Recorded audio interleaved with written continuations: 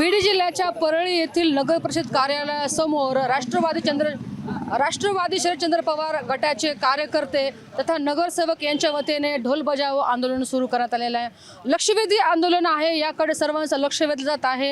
अनोख्या पद्धतीने हे आंदोलन सुरू केलेलं आहे। मागण्या काय आहेत, कोणत्या मागण्या घेऊन आणि कोणते विषय घेऊन हे कार्यकर्ते आणि नगरसेवक बसलेले आहेत, आपण ते जाणून घेणार आहोत। काय सांगता येईल, आपण ढोल बजाव आंदोलन सुरू केले, सकाळपासून लक्ष वेधलेलं अक्षरशः या आंदोलनानं काय मागण्या आहेत आपल्या? सगळ्यात महत्त्वाचा मुद्दा नगर परिषद प्रशासन यांना माहितीच्या अधिकाराखाली किंवा लेखी स्वरूपात या ठिकाणच्या नगरसेवकांनी माहिती मागितलेली असताना सुद्धा नगरपालिका प्रशासन माहिती देत नाही।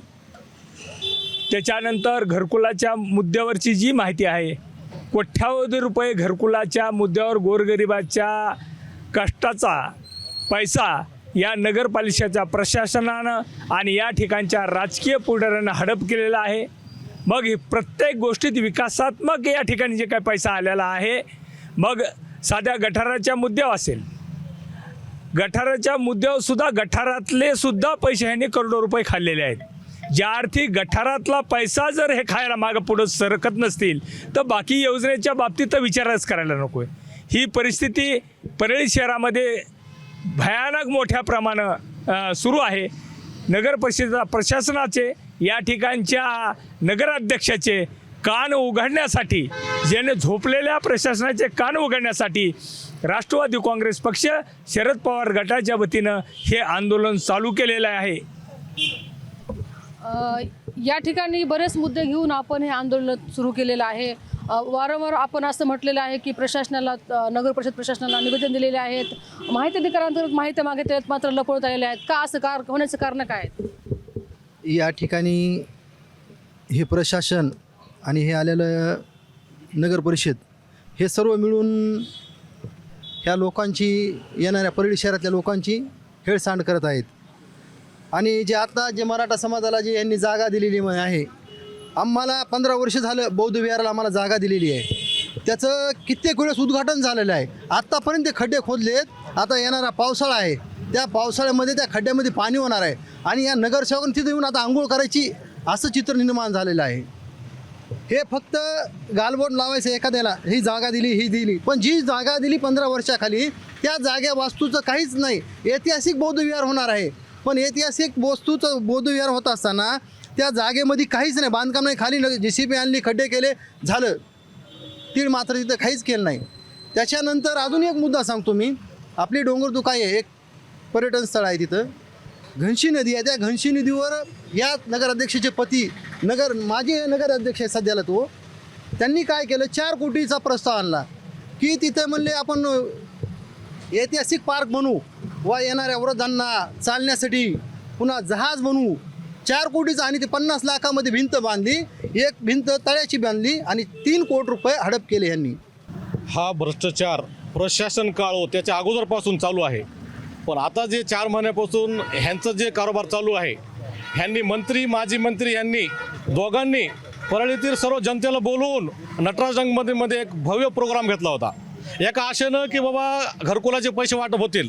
लोकांनी घरं खोडून मोडून ठेवलेत। आजपर्यंत त्यांचे हप्ते पडलेले नाहीत। आज वरचं पाऊस पडायच्या अगोदर लोकांच्या डोळ्यात अश्रू येत आहेत, कारण त्यांनी घरं खोलून ठेवलेले आहेत। आज तुम्ही येऊन बघा, परळीमध्ये आज 50% घरं घरकुलाच्या माध्यमातून मंजूर झालेले ते खोलून ठेवलेले आहेत, त्यांच्यावर पत्र नाहीत, लोक किराया देत आहेत। ह्यांचे जे 2,40,000 रुपये ते त्यांच्या किरायामध्ये चाललेत। एवढा मोठा ह्यांनी प्रोग्राम घेतला, मंत्री, माजी मंत्री ह्या प्रोग्रामला हजर होते। लोकांना फक्त उल्लू बनवायचं काम हे प्रशासन करत आहे। कुठलाही अडथळा नाही आणून दिला, पण काल ज्यावेळेस आमचा मराठा समाजाचा विषय गेली 10 वर्षापासून पेंडिंग होता आणि त्या विषयाला ज्यावेळेस हात गेला, त्यावेळेस आम्ही जोपर्यंत नगराध्यक्ष होतो त्यावेळेससुद्धा आम्ही मराठा समाजाला 2-3 ठिकाणी जागा दिल्यात। ते म्हणजे ब्रह्मवाडी शिवारात दिली होती 4 एकर, इथं 2-3 ठिकाणी परळीत काळेच्या हॉस्पिटलपाशी दिली होती। अशा 2-4 ठिकाणच्या चांगल्या क्रीम जागा दिल्या होत्या, पण मग काही अडचणीमुळं किंवा काही विघ्न संतोषी लोकांमुळं हे थोडं पेंडिंग पडलं होतं।